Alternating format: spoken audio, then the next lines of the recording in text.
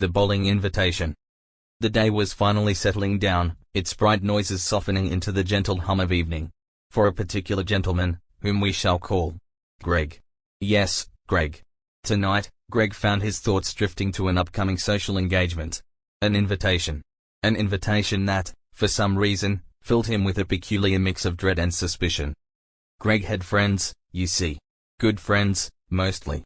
And they had invited him out. "Hey Greg," the text had read, "we're all going bowling on Saturday. You in?" Greg had stared at his phone. Bowling. Out of all the activities in the world. Bowling. Not board games, where his strategic mind often excelled. Not a quiet coffee shop, where his thoughtful observations were appreciated. But bowling.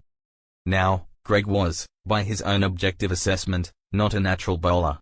His ball, when it wasn't veering wildly into the gutter, would typically meander down the lane with a leisurely pace, perhaps gently toppling 2 pins, if it was feeling particularly ambitious.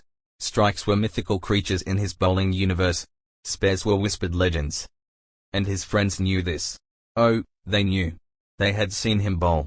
They had witnessed his unique, almost artistic, approach to the lane. They had gently, or not so gently, chuckled as his ball took a scenic detour into the gutter. So, when the invitation came, a tiny, suspicious little voice in the back of Greg's mind had whispered, Are they making fun of me? Is this some sort of elaborate prank? Do they want to witness my spectacular ineptitude for their own amusement?" He had tried to rationalize. No, he told himself. They're just friends.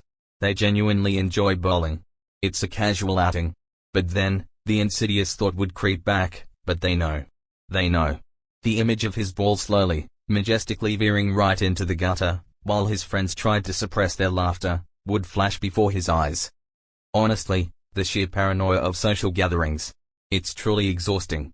It's like everyone else is secretly judging your every move, especially your lack of hand-eye coordination with heavy spheres.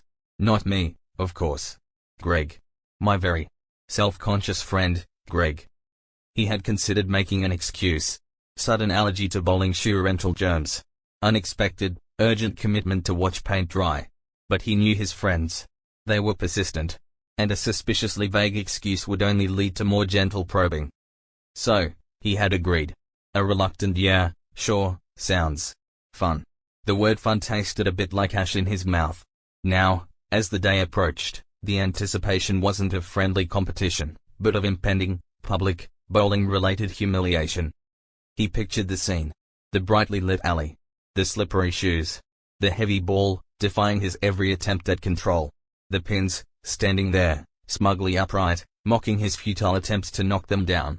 The score screen, displaying his single-digit triumphs with brutal honesty. And his friends, trying to keep straight faces, occasionally glancing at each other with barely concealed amusement. And then, a different thought occurred to him. A quieter thought. What if? What if they genuinely didn't care? What if they just wanted to spend time together?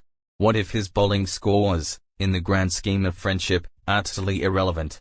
What if their laughter was genuinely good-natured, and not a subtle indictment of his athletic prowess? He looked out his window at the streetlights. They weren't judging the cars that drove by too slowly or too fast. They simply shone, casting their light equally on all. And his friends, perhaps, were a bit like those streetlights. Just there, present, unconcerned with his gutter balls. And as Greg, my subtly paranoid friend, drifted off to sleep that night, the fear of the bowling alley slowly began to fade. He didn't dream of strikes or spares. He didn't dream of bowling balls doing exactly what they were told. He dreamed of simply being with his friends, of shared laughter, and the blissful feeling of just being himself, gutter balls and all.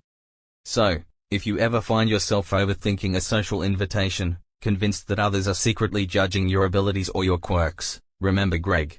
Remember that sometimes, the anxieties we carry are far heavier than the reality. And the path to a peaceful night's sleep, and truly enjoyable company, often begins with letting go of those quiet, self-imposed pressures. Sleep now. And may your dreams be filled with acceptance, no matter your bowling score.